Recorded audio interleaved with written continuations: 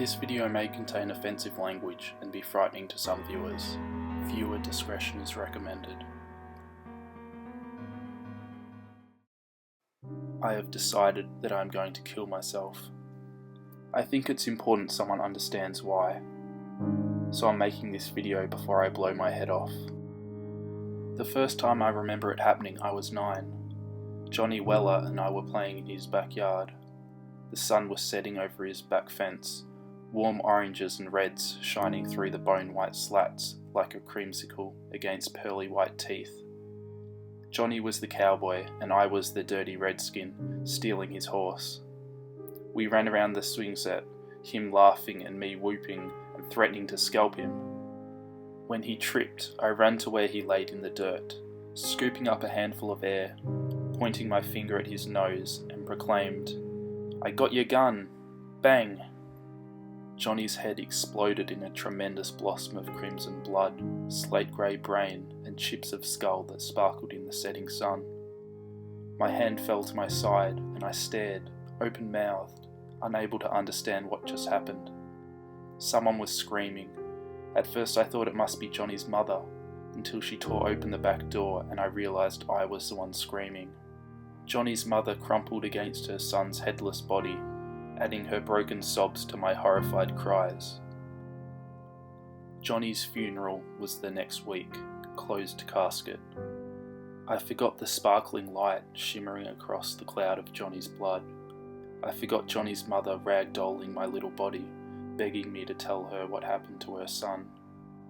I forgot the sheriff telling my mother Johnny was hit by a falling bullet, one of 26 cases each year.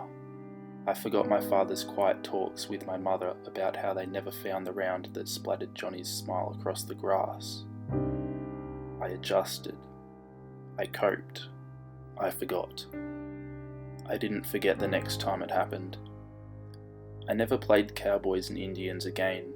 In fact, I can't remember a single instance of any shooting game played by little boys anywhere in my childhood.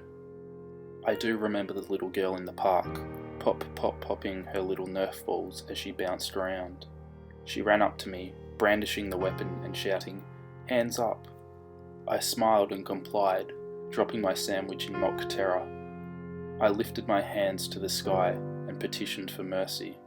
A true homicidal maniac in the making, she executed me with a flurry of staccato pops. I dutifully played dead, sprawling across my bench. She giggled and proclaimed, "Your turn, shoot me." A sudden sensation of intense discomfort slithered up my spine. I thought of flowers, glittering crimson roses, wet with the morning dew. She eyed me impatiently, apparently convinced she might need to nerf me once more to provoke a response. I lifted my finger weakly, pointed at her and whispered, "Bang." This time I wasn't the one screaming. Her mother cradled her baby's dismembered limbs, frantically clutching an arm, then a leg. I had pointed my finger at the little girl's belly button. The moment the word left my lips, she ruptured like a water balloon, filled with punch and soaking bits of crimson-coloured fruit.